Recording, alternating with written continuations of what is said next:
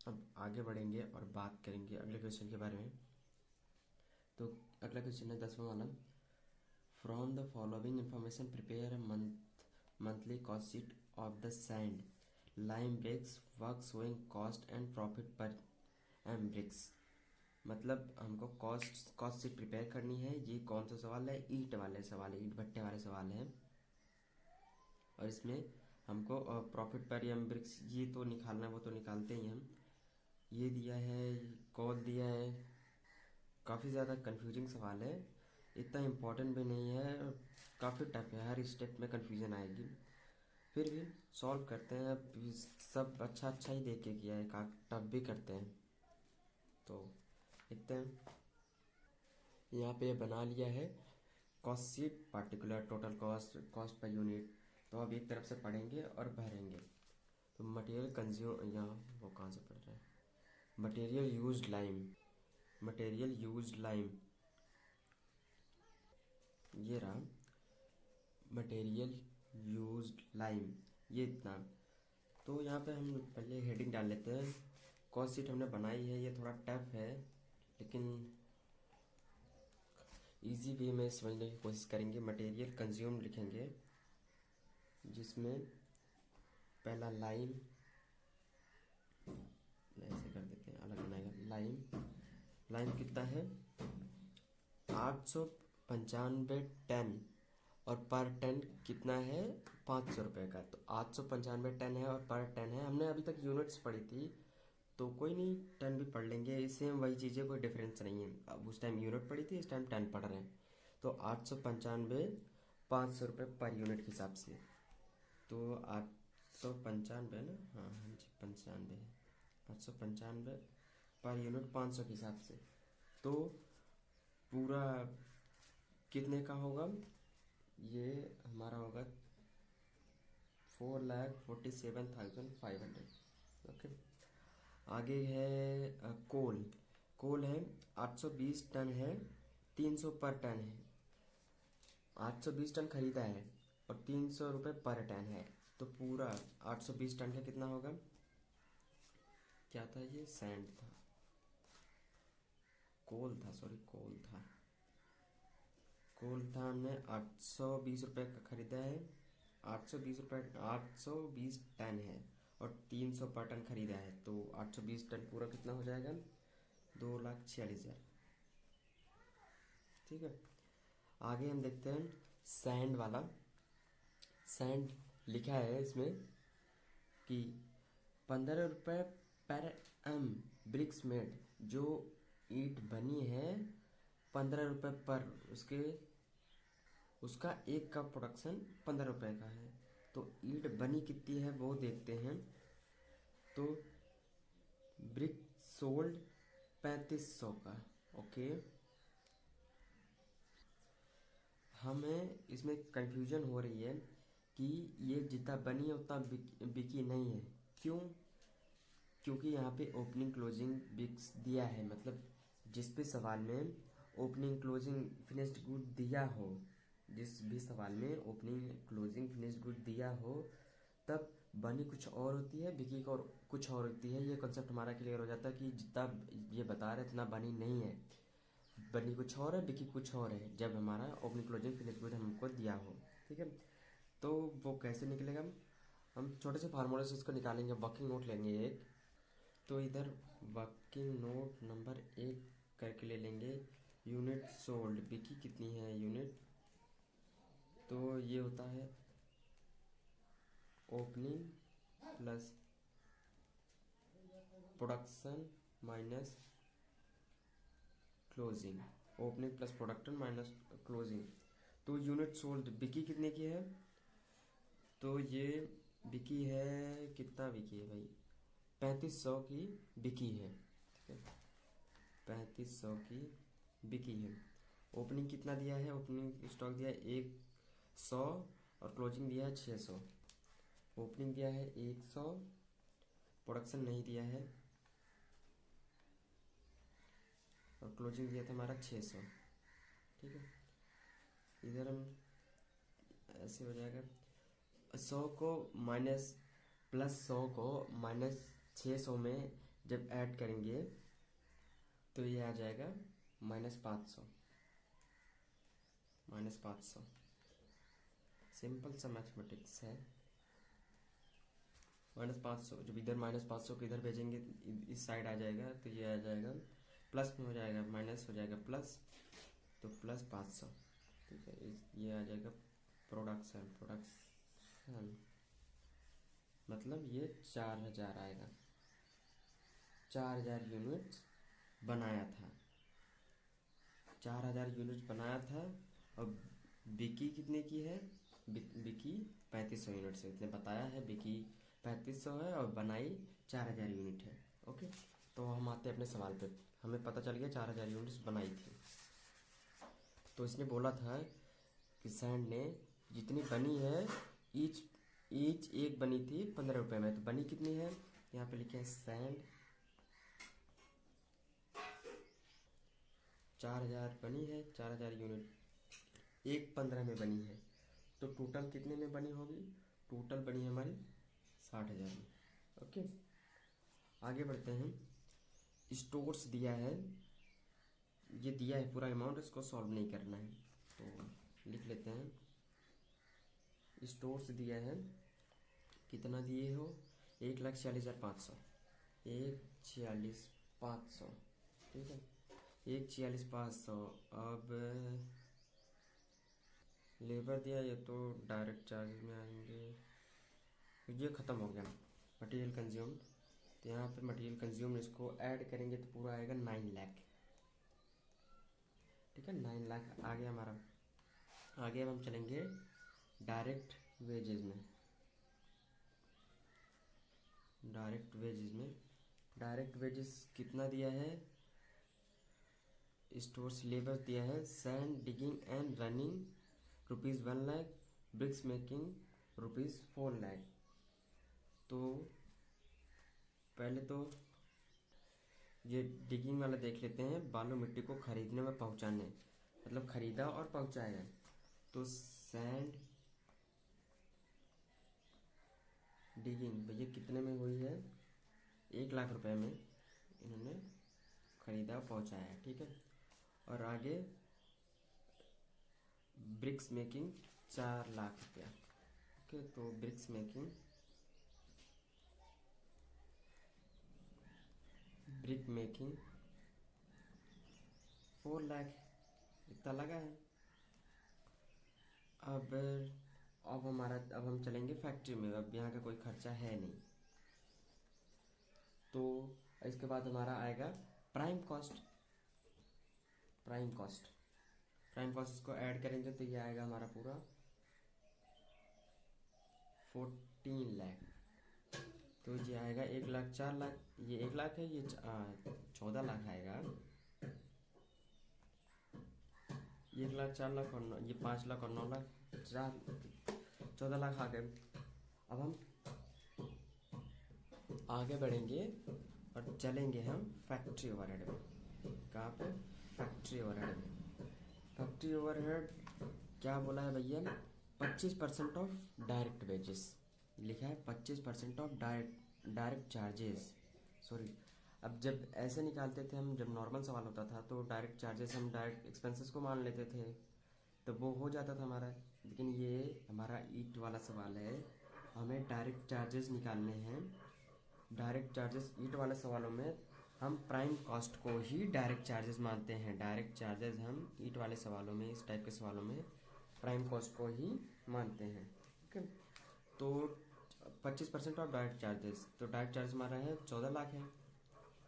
14 लाख हमारा है direct charges. इसका 25% कितना होगा? 3.5 लाख, 3,50,000। ठीक है, 3,50,000। फैक्ट्री का और कोई कुछ नहीं है फैक्ट्री का। अब हमारा आएगा वर्क कॉस्ट। प्राइम कॉस्ट के बाद क्या आता है? Work cost. इसको ऐड करेंगे तो ये आएगा 1,75,000।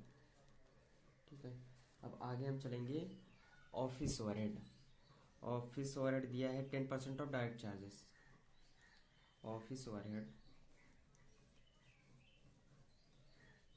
10% of direct charge. Direct charge कितना है? 14 लाख। आपको हम निकाल देते हैं 14 लाख, हाँ 14 लाख लिखा है। कट 10%, आप भी निकलेंगे इन्हीं पे, तो 10% इसका आएगा 14 लाख का 10% आएगा 1,40,000। ठीक है, अब ऑफिस का खर्चा आई थिंक ख़त्म। अब हमारा आएगा cost of production. Cost of production cost of production आएगा 18 18,90,000। ठीक है, अब आगे बढ़ेंगे। हमारे पास ओपनिंग क्लोजिंग दिया है, ओपनिंग क्लोजिंग दिया है, तो यहाँ पे लिखेंगे। अब हमारा आएगा कॉस्ट ऑफ प्रोडक्शन के बाद plus opening stock of finished goods, और इसके बाद minus closing stock of finished good, closing stock of finished good. ठीक है, ओपनिंग स्टॉक कितना दिया है 1,000 और क्लोजिंग कितना दिया है 6,000। ये यूनिट्स दिए हैं, मैंने बताया था इसमें यम दिया है। हमारे में हम जब इससे पहले पढ़ते थे तो वहाँ पे यूनिट्स रहता था, तो कोई नहीं, हम इसको यूनिट्स ही मान की तरह से समझ के खाली करेंगे, लिखेंगे यम। तो अब यहाँ पे खाली इसने यूनिट्स बताया, इसका अमाउंट तो बताया ही नहीं है, इसने अमाउंट अपना बताया नहीं है। तब ये आई थिंक कि अब तक जितने सवाल लगाए हैं पहली बार ऐसा हुआ है। अगर क्लोजिंग स्टॉक, क्लोजिंग या ओपनिंग दिया है तो उसका अमाउंट नहीं है, तो उसको ऐसे करेंगे। जब यहाँ पे हमने कॉस्ट ऑफ प्रोडक्शन निकाला है, यहाँ पे 18,90,000, ठीक है, 18,90,000 निकाल रखा है, और इसमें यहाँ पे पहले ओपनिंग वाला कितना है 100 है, 100 यूनिट्स है, और यहाँ पे क्लोजिंग वाला 600 ही है, सिर्फ 600। ठीक है, हाँ सही लिखा है। तो अब हमें ऐसे पता करना है, हमने अभी पीछे वर्किंग नोट में निकाला था, हमने कितना बनाया था 4,000 बनाया, 4,000 था।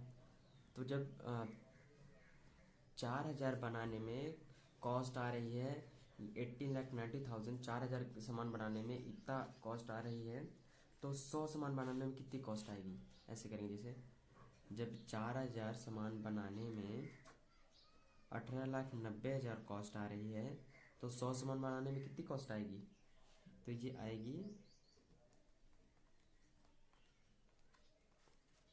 47,250। ठीक है, और सेम यही यहाँ पर भी, जब 4,000 सामान बनाने में 4,000 है, इसको बराबर क्यों करें, जब 4,000 सामान बनाने में 18,90,000 कॉस्ट आ रही है, तो 600 बनाने में कितनी आएगी, 600 बनाने में हमारी आएगी, इधर इसको बढ़ा लेते हैं,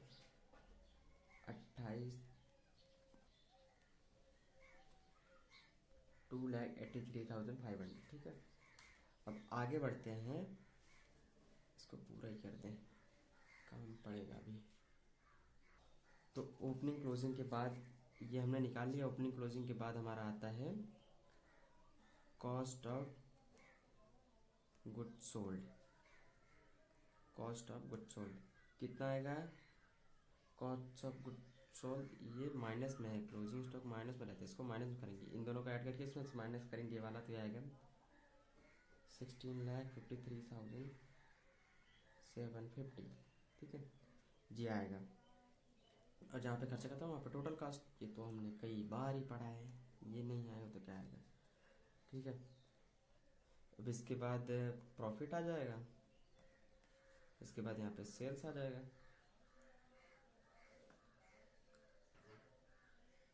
तो सेल्स हम निकाल लेंगे। यहाँ पे हमने लिखा है बिग सोल्ड, बिकी कितने में है 3500 बिकी है, और ईच का प्राइस था 550। 3500 बिकी है, ईच का प्राइस था 550। 550 है भैया, तो इसका मल्टीप्लाई कर देंगे तो आएगा 19,25,000, ये आ जाएगा। तब जब कोई चीज़ बनी इतने में है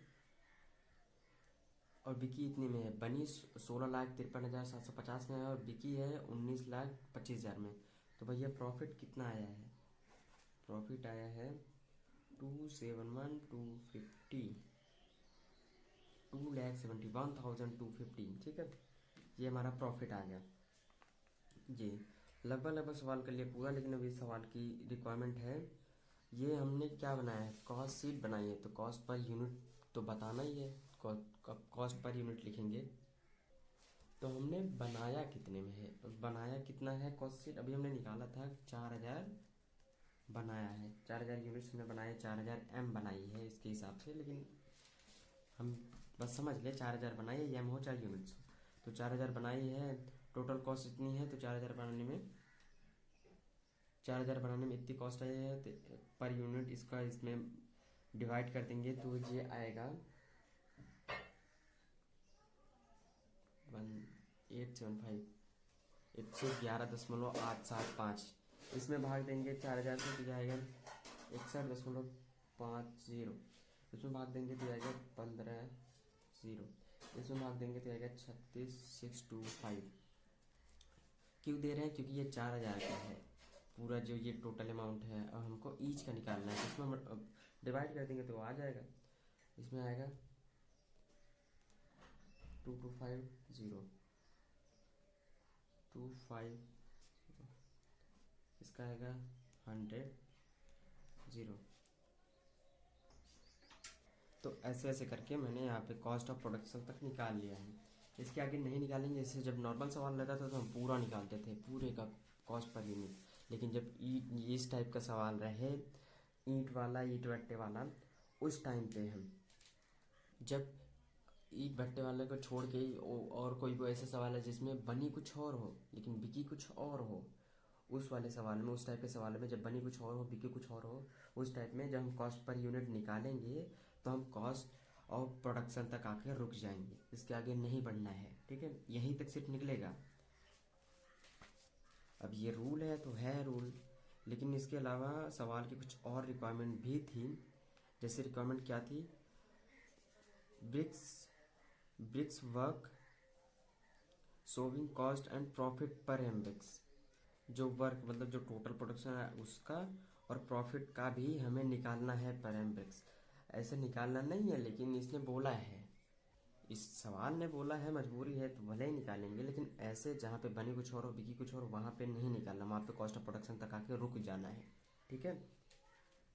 प्रॉफिट का निकालेंगे, प्रॉफिट कितना है, 2,02,50। हम प्रॉफिट पे निकालेंगे, नीचे लिखेंगे 3,500। क्यों, अभी तो हम 4,000 से कर रहे हैं भैया, वो तो पूरा बनी है ना, जितना बिकी है उस पर प्रॉफिट होगा ना, जो बेचते हैं जो फायदा मिलता है उस पर प्रॉफिट होता है, कॉमन सी बात है। तो भैया बिके कितना है, हम 3,500 बेचे हैं, तो ईच के लिए प्रॉफिट कितना होगा, तो ये आएगा 77.50। सेम टोटल इसके लिए भी निकालेंगे, टोटल कॉस्ट के लिए भी। यहाँ पे कितना है, 16,53,750, 350 कितना, 3,500 है यार, क्यों इसको 350 लिख रहा हूँ, 3,500 तो जाएगा 472, ये है 0.50। अब सेल्स पे भी निकाल लेंगे हम, सेल्स वाला भी, बेची तो हमने इतना ही है, तो कितना है 19,25,000, इसमें से 3,500, ठीक है। कितना आएगा हमारा, आएगा 550। तो ये सवाल के हिसाब से सारे रिक्वायरमेंट फिल कर दिए हमने। ऐसे ऐसे इतना कंफ्यूजिंग सवाल था ये, आई थिंक आएगा तो नहीं आगे, यही सिर्फ 19 में आया था, और आई थिंक टफ भी था, टफ नहीं था, पॉइंट पे कंफ्यूजन था बस। तो ये कर लिया 19 वाला सॉल्व। अब करेंगे मोस्ट इम्पॉर्टेंट, तो बढ़ते हैं आगे, मिलते हैं नेक्स्ट वीडियो में। Thank you.